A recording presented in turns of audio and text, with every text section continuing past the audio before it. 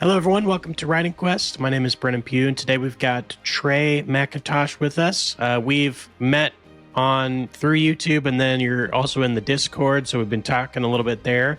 And so I wanted to have you on to talk about what you do.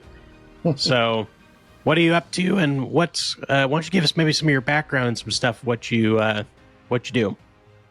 Well, I've been freelance for 15, going on 16 years. I've mostly worked in indie manga. One of the biggest things people know me for is writing that Exogenesis. Nice.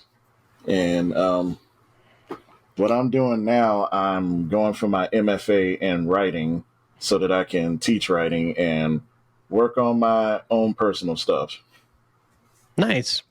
Are you so what's some of your current things you're working on? Do you have anything that's in progress? Well, there is a dragon story that I've been working on with my wife, and I have like a lot of projects that I'm doing.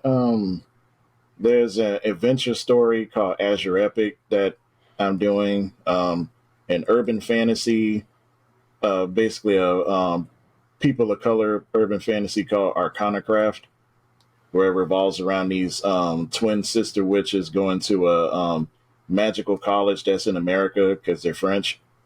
That was inspired by my wife, well, my experiences with my wife and living in France with her for a while. Yeah. There is an aquatic epic fantasy I wanted to get started on. Since I'm going for my MFA, I have to write a thesis novel, so I'm leaning towards choosing that. Yeah, that sounds awesome. Well, the process has been difficult because we have to like write something that has no digital footprint. Mm-hmm. So like all the projects I thought about, it literally narrowed down to two. Yeah. So does that mean like you never like publish anything about it? There's nothing about it online, like just nothing at all. Yeah. Yeah, because they don't want us to basically like try to use something we did before and use free editing from the school to like get it done. They Right. want the idea to be completely new. Yeah, for sure.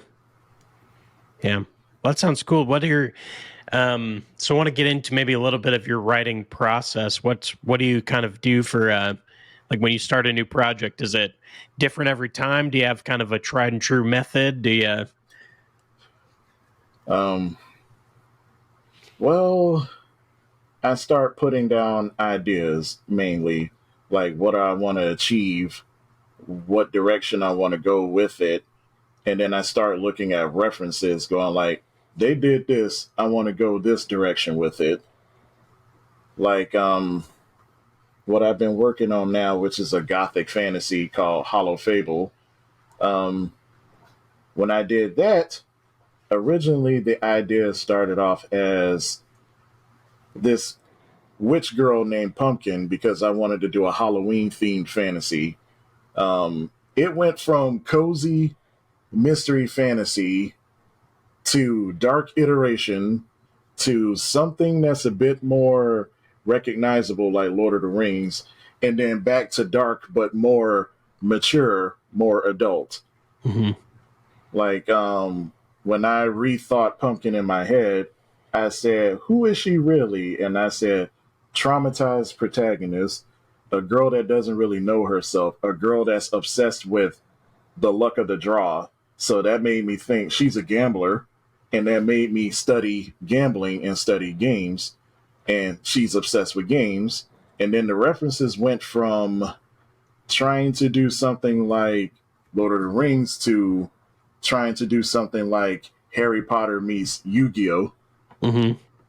So I looked more into the original iteration of Yu-Gi-Oh, where they didn't just play cards; they played different games. So I said, okay, how would that tie into the magic that Pumpkin would use? And so I made her an illusionist. She works as an illusionist in a circus, but and then I said, what sets her apart? She has a style of magic that nobody has seen for centuries because everybody in the world uses a type of magic that influences one of several elements. She's the only one because she's playing mind tricks on you, and she's also using stage magic to go along with it. So it's like, I guess you would call that the Snowflake Method, because I've only heard of that method once. I just use one thing, then I just start tying several things together. Mm-hmm. It's kind of a lot of asking questions and, okay, we've got the character to this point. Okay, well, how does that work with this and that? And just kind of tying it all together as you go. So it's like you're tugging on strings and you're trying to tug the right thread. Because you could tug one thread and then the whole thing pulls apart. Then you got to restitch it and then start tugging again. Mm-hmm. So me coming to this point was me tugging the wrong thread and it coming apart. And then disagreements with my then girlfriend about the direction I wanted to take Pumpkin, and me having to redo the whole thing. Yeah. Yeah, when I first started, it was kind of the idea for my stories were kind of like, well, what if I took, like Lord of the Rings and then Avatar and like all these different things and like smushed them together. Wait, which Avatar? You got to be specific. Last Airbender. Good. Okay. The correct Avatar. My wife likes the blue Avatar. Yeah. And I'm going like, okay. Yeah. I don't have any particular issues with the blue Avatar, but at Last Airbender is, yeah, that's my jam. So that's actually what I want to achieve in terms of writing epic fantasy. Something that's thoroughly detailed and studied like Avatar: The Last Airbender. Mm-hmm. That's honestly what I always try to strive for. Yeah, for sure. Yeah, well, we might have to come back around and talk about the live action, see how you feel. But that's kind of how my world building started, is I just kind of pushed together everything that I liked. And then one of my younger brothers, kind of the one that I talked to a lot right when I first started, for sure. And then I kind of gave him my idea, and he goes, well, why would this character do that? And I was like, well, because. And he's like, well, that's not a good enough answer, So I'd have. That's so really then, not. no. So you'd kind of. I had the world building idea, and then it was like now asking those questions: why do we do this? Why is that character doing that? To really figure it out. Yeah, the questions like somebody can see something and just tug that thread. But if you're able to explain that point, then it's fine. But like you said, if you just said just because, that's not good enough. Yeah. Well, and that's, I think ultimately it always comes down to like, maybe the job is done when you can't ask why anymore. Like if you've answered all the whys, then maybe you've finally got to the right answer, perhaps. Yeah. When you feel like you've exhausted those what ifs, that's really what writing speculative fiction is, asking what ifs and doing something that's not really seen, that's like something you want to see and you just put your own spin on it. That's what speculative fiction really is. Yeah, for sure. So let's maybe dive into this. This could be dicey waters, but we'll jump into it, about adaptations. And so we'll start with Avatar: Last Airbender. So I'll give you my brief intro to it, is that I've only watched the first 2 episodes. I watched the first episode and I thought, okay, not amazing, but not horrible. And then I watched the second episode and I was like, okay, something's going on here. And then I haven't been able to, I don't want to taint my memory of the cartoon show, What I saw, because I didn't watch all of it, my mom was watching it, so I saw a little bit of it, and I said, okay, they did a good job adapting this scene. But then the more I heard about it, it's like they were just trying to adapt book 1 with a lot from book 2. And I'm going like, don't do that. Don't stop trying to jump ahead. Just, dedicate a number of episodes to this arc. Then do this. Stop trying to jump to the exciting part. That's a lot of things. That's a problem with a lot of creatives. They want to jump to the exciting parts because, well, to be fair, a lot of people's attention spans are measured in nanoseconds. So they think, oh, if we lost them now, they ain't going to come back. I'm going like, You have an audience, the fans of the people of this property you're adapting. So focus on them. Mm-hmm. Stop trying to draw in a new audience because they're not coming. Yeah, well, that's, I mean, especially like things like Avatar and Star Wars and Marvel and all that. Like you have, you don't have to market it. Like if you say you're making it, people are going to come watch it, and that's been the most baffling thing about so much of it is, I think, I don't know, I just, and even if you get with Avatar, like some of the writing is like the dialogue was very like, I'm going to just tell you what my emotions are with the dialogue. Instead of saying things that would provide subtext to instruct the person on what they're feeling. Yeah. Yeah, just I don't know. I got to that second. I may go back and finish it up, but one of the things I think that I've been talking to some of my buddies about this a lot is I'm kind of missing the like 24 episode seasons of a network show, like where they just had like I just started watching a show called Tracker. Have you seen that on? I know of it, but I haven't seen it yet. Yeah, so I watched the first episode and I thought, man, they're just not doing this on streaming shows. So it's kind of a cop procedural. So it's, you kind of have the bad guy of the week and all that. Mm-hmm. But right in the beginning of the episode, they give you all this like internal conflict backstory to set up what's really going on underneath. So yeah, every week you just kind of have the bad guy of the week, but then there's also this ongoing thread of he's got some family drama and, you know, all this kind of stuff. And so, but they just don't do that anymore. I mean, they just don't, there's none of that subtext at all. There's no A plot, B plot, and C plot. They're just really going A to B, like what's happening out there and what's happening that's in our faces. There's no A plot, overarching story. There's no B plot, internal conflict, and C plot, things that tie both of them together. Right. And then you end up just not caring about it at all. You're just like, you know, like I was with Avatar, was like, you literally took something that I already cared about and I just don't care about these characters, even though I already do because I, you know what I mean? Like nostalgia. The original. Yeah. It's pretty wild. How do you feel about the direction of like Star Wars and Marvel and all that kind of stuff? Like I said, it could get dicey. It could get dicey. I know. How can I say this? I saw a YouTube video that broke down how they would have written the sequel trilogy, and it was perfect.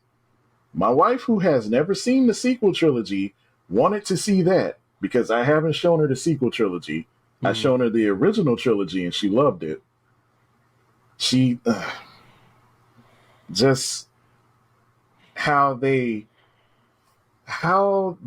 YouTuber made sure everybody had a character arc that went for that, basically catered to their character and what we expected from Star Wars, you know, a war in the stars. Basically, Rey was on the dark side immediately. Ben Solo eventually went to the dark side, saw his mistake and came back. Rey was saved from the dark side, but was still apprehensive because all she knew was darkness. Meanwhile, Luke, they were adapting a bit of the second Civil War from the expanded universe. Like it sounded more like they were making Ben into Jason Solo, like what he was supposed to be, which I liked. They actually gave backstory to him becoming Kylo Ren, not just Kylo Ren, cool looking guy. The Knights of Ren, cool looking people, get nothing on them. So the direction of Star Wars now, they're just going for, I want to say, shock value. Because the first one, The Force Awakens, was good setting everything up. Yeah. But then Rian Johnson was the wrong person to tap for Star Wars. Because I saw Knives Out. He did wonderful in that. Just he's the wrong person for that. Not saying he's a bad director. He's a bad sci-fi director. Because he loves to subvert expectations. That's all well and good, but that's only when it fits the story or that genre. Star Wars isn't something you subvert. Star Wars is the hero's journey. It's very blatant. That's what it is. This is what Star Wars is. Yeah. It's supposed to be it's supposed to be epic fantasy in space. It's supposed to be a tale of heroes and villains, not the villain is constantly trying to unravel threads of the hero, or the hero literally seeing a glimpse of the dark side in their nephew, then deciding to strike them down. And I'm going like, you know, that's what's wild in that is that in the EU books, he has all sorts of apprentices go to the dark side constantly. Like, it's always happening. Yeah. Luke literally goes to the dark side thinking that he can destroy it from the inside out. Yeah. In Dark Empire, everybody go read Dark Empire. It's awesome. The Emperor comes back and they actually give a decent reason as to why he came back. And just you can have your heroes be flawed, but also give them a good reason to be flawed and give them a good character arc to bring them back to the light, or have somebody help bring them back to the light. Not just, I saw the glimmer of the dark side in my nephew, so I'm going to kill him, but then he fights back, kills all my apprentices, so I go and just peace out the galaxy while it just gets basically folded. Yeah, which doesn't make the reason it doesn't work, like, because that could be a storyline for someone, but the reason it doesn't work is that because that has not been Luke up until that point. Exactly. Luke has been always, no matter what, he's going to fight for what's right. Right. He's going to be a hero. He can't help but be a hero. He sees something being done wrong, he's going to help. Like in Star Wars Battlefront 2, like the remake of it, the mission that gets Luke right is where you play as him. He tells one of the main characters who was just working for the Empire right when Return of the Jedi happens, and they see the Death Star blow up, and they're going like, what do we do? And then I think it's called Operation Firestorm. They reference that in Mandalorian, which caused Bill Burr to shoot that dude in the face. Yeah, that happens, and that like basically makes the main characters just want to break away from the Empire. But the straw that broke the camel's back was that one of the main characters talking to Luke. He basically goes, like, he sees the lightsaber, he's immediately afraid because all the propaganda about the Jedi. But then he see Luke's character, he's going like, why are you helping me out? Because you asked. That is Luke right there. Right. And then going like at later on, the dude finds out that the Emperor Palpatine was force sensitive because they think they don't know about the terms Jedi and Sith. All they know is Jedi. So he goes like, the Emperor was a Jedi? There's a lot of things about the Emperor you don't know. And then so he wants a holocron. And then the dude goes like, why should I give this to you? This is Imperial property and you're an enemy of the Empire. Because I asked. And he gives it to him. And that inspires that guy and the other main character to join the rebellion. Yeah. Because he sees the Jedi, we were lied to. The Jedi aren't all like this. I mean, that's not to say the Jedi don't have their shortcomings, because who boy do they. Yeah, they do. Yeah, I think the it's so wild that I don't understand so my thought would be with Luke is by the time of the sequel trilogy, he has less flaws because he's older and wiser, and like, so the story didn't need to focus on Luke's flaws. They didn't need to give him flaws. And so, like, to your point, like, he would have just been saving the galaxy because that's what he does. You know, they don't like that. There's nothing wrong with that premise. Like, it doesn't need to be changed. And so when Force Awakens came out, I agree with you. I think Force Awakens was a good starting point. It's not necessarily what I would have thought that they would have done. Again, it's kind of like we defeated the Emperor, and now 30 years later, it's exactly the same, basically. It's literally, the same thing. But I was willing to, like, okay, they're trying, like, I understand they're maybe trying to draw on some nostalgia to boost people liking and all that kind of stuff. So I was like, not what I would have done, but I'll go with it.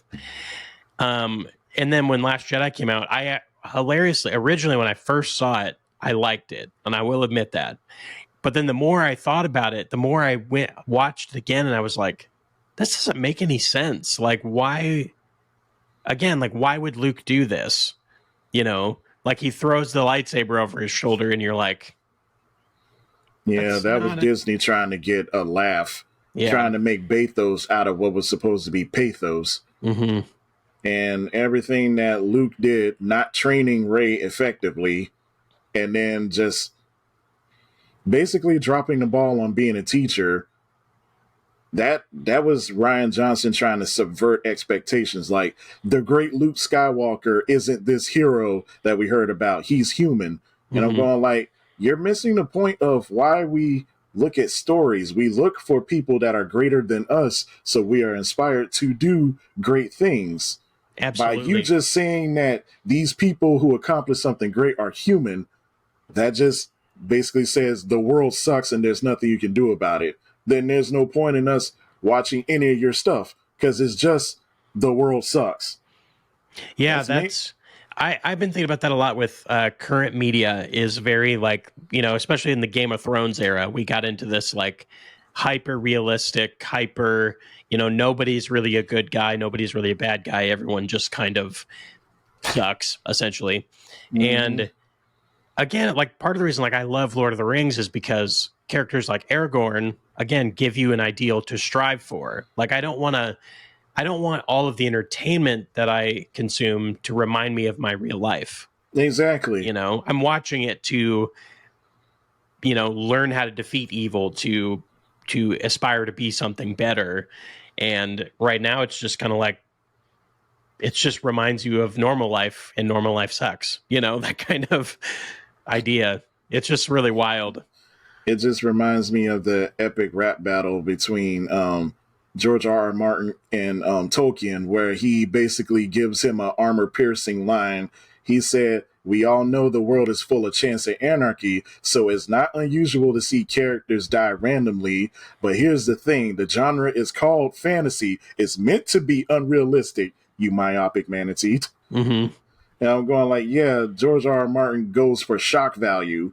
Because Yeah. if you read the Game of Thrones books, they like to do stuff to women you ain't got no business doing.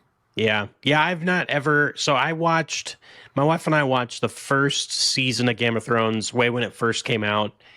And I, I liked the story, but I couldn't get over, like, there's just too much of the blood and gore and sex and all that kind of stuff. And Yeah, I don't really mind that necessarily as long as it has a point, but it just was way too over the top for me. And then everyone's always told me that I would love the books, and I'm like, I just can't get over I'm sure I would love the story. I'm sure I would. ironically, the show is toned down from the books. Yeah.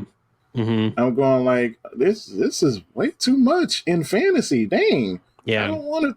And then the whole plot starts off because a kid witnessed an act of incest, Right. and I'm going like, well, that's not really an inciting incident. That's basically cause and effect. Yeah. Yeah. I couldn't get over that stuff of like, if it's, there's a point in the story and it happens for a reason on purpose, but if it's just going to be there all the time for no reason, Because you after a know. while, I just started asking, what is Game of Thrones about? Mm-hmm.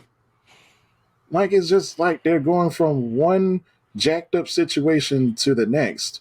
Yeah. And then when they started preparing for all the crap in the North, I'm going like, oh, that is a thing, ain't it? I shouldn't be saying that about a story. Right. Oh, wow, that is a thing, isn't it? Oh, there's actually a plot here that we need to follow. Yeah. Yeah. So what are other than, I'm assuming you're probably a big fan of Lord of the Rings, but like what are some of your favorite novels and things? The Inheritance Cycle. I literally just finished the last Aragon book, and Mm-hmm. now I'm starting on Murtagh right here. Yeah. I've got It's Murtagh. I haven't read it yet. So I was gonna read it, and then I'm like, I have to reread it because I haven't read that series in a while. So I'm like, I need to reread it, and then, you know, I felt empty when I finished it because Aragon, the first book, is what inspired me to write fantasy, because I heard that he wrote, because I wanted to write since I was a kid after I played Legend of Zelda, but it like was really confirmed when I was 13 and I read Aragon for the first time, because I heard he wrote this when he was 15, and I said, you can do that? Yeah. For sure. I thought you always had to be like at least 18 to even start writing something. So reading through it is like, I read the first one, but then didn't continue for almost the remainder of my adult life. I'm 34 now, and I read it when I was 13. So that's like 20 years of me not reading it. So, and then people started saying, oh, Christopher Paolini copies so much from Star Wars, until I started learning more about writing and story structures. And I said, this isn't Star Wars. It's just the hero's journey. Yeah. It's it's just archetype, you know? And then, basically fantasy purists love to clown on Aragon a lot, because they're saying it's very formulaic, it's generic, it's full of tropes. And I'm going like, you do know all writing is full of tropes and formulaic, right? Yeah. You can't just like throw some at a wall without looking and see if it sticks. Everything follows a formula. Even when you make something you think is new, it becomes your formula. Yeah. Well, and there's nothing truly original. I mean, there's no like everything is derivative of something. And so you're just telling it in a new way to tell a different version, or, you know, and writers, if you write something, don't be upset if it sounds like something else. Just put your twist on it. Absolutely. Yeah, I think I'm the same. So I'm 34 too. I'll be 35 here in June. And me too. Yeah. When's your birthday? 27th. Mine's 28th of June. Wow. That's hilarious. Wow. That's so funny, man. Yeah, I have the same experience with Aragon. I read it. I had a buddy who said, "Oh, you should read this. You really like it." And then so I did, and I was sure I did like it. Going back and reading it now, like I can be like, "Oh, obviously he was 15 when writing this." Like you can kind of tell. But when you get to those later books, man, like they're just so good. And so I need to get into rereading it, because I want to finish. I want to read Murtaugh, but I've forgotten enough about it that I need to get back into it. And I can proudly say I own all the books. I have them digitally. I have them physically. I even got the illustrated edition. Like I got it along with Murtagh when it came out. Yeah, I did. And the I same. just sat and said, I'm gonna finish the series. Literally sat, read Eldest, was surprised, read Brissinger. I said, oh my goodness. Read Inheritance, and I just said, I feel empty, because these are the books that inspired me to write fantasy. Where do I go from here? I said, oh, I see what all bibliophiles go through when they finish a series they like. Yeah. Well, I find myself repeating more recently. I'm less adventurous because I just kind of want to read like I just want to read Aragon again. Like I don't really want to be too like, and I reread Lord of the Rings pretty often, and because there's just so much in them to, you know, remember and read and stuff. I have been getting more into the Brandon Sanderson books, but some of those the longer books, they're a lot for me to. I'm a very slow reader. Yep. I'm afraid to crack this open. Yeah. Have you not read it yet? I'm afraid to crack that open. It is a behemoth of a thing to read. Yeah, and I got Mistborn over by my bed. I'm afraid to crack that open. So it's like, yeah, my goodness. I've got I got all the Aragon books up on here. I got all the Way of Kings and Stormlight. I've also been. Have you read The Wheel of Time ever? I'm afraid to. So I'm in the 5th book. So I have a horrible thing to confess, is that I'm such a slow reader. I'm slow. I'm kind of slow too, because I have to remember, oh yeah, I have a life. I should get back to that. Yeah, it takes me so long to get through a book, but I do love the big, Way of Kings size books. And so like one of them takes me months to read. Like it just takes me forever. So a 13 book series where every book is like 1,000 pages, just takes a long time. So, but it's on my list. One of the things that I've struggled with to get through is that Robert Jordan's prose I don't really like how it's written. I don't even know how to explain it. The prose is hard for me to read. I love the story. I like the characters, but just the prose itself is tough to get through. I would say it's a product of this time because I wanted to start reading Stephen King's The Dark Tower. Mm-hmm. That man has a very particular way of writing, how can I say, fantasy? Like going like, you would not want to live in that world. Yeah. And then I tried reading Conan. There's a lot of detail I didn't want to know about the male body. Yeah. Like I know that we smell, but damn. Right. Get into a little bit too much detail. Yeah. Yeah. I'm going like, so just Conan just stank, don't he? Yeah. Just keep it simple. Just keep it real simple. Yeah. So, you finished the Aragon's books. You're gonna read Murtagh then? I started Murtagh officially yesterday because I had a long ride to Miami. Mm-hmm. And then the illustrated edition, I figured that Paolini kind of like went back and edited more of Aragon so that it would read more fluently. Mm-hmm. So I'm looking forward to reading that. And then I have to read the anthology that he put out. Mm-hmm. Yeah, what is that, the Witch and the Worm or something like that? I've got the Fork, the Witch, and the Worm. Yeah, I read that one when it came out. It's been a while. I couldn't even hardly tell you what it was about, but yeah, Fork, the Witch, and the Worm. But yeah, I'm kind of in the middle of Wheel of Time, but I'm also setting that aside because I'm like, I need a break from that. So maybe I'll pick up Aragon. And then I also had to start reading the book Jade City for a class. Yeah. I legit said, I don't want to read that right now. I want to finish Aragon. Like I was I was supposed to read it for class and I was going like, yeah, I'll get to it. Yeah, month goes by, still haven't read it. Yeah. So how much more time you got on your degree? I'm supposed to finish next June because I started the master's program thinking that it was the MFA, only to be told that it wasn't the MFA. Then I had to apply for the MFA, but I got in pretty quickly.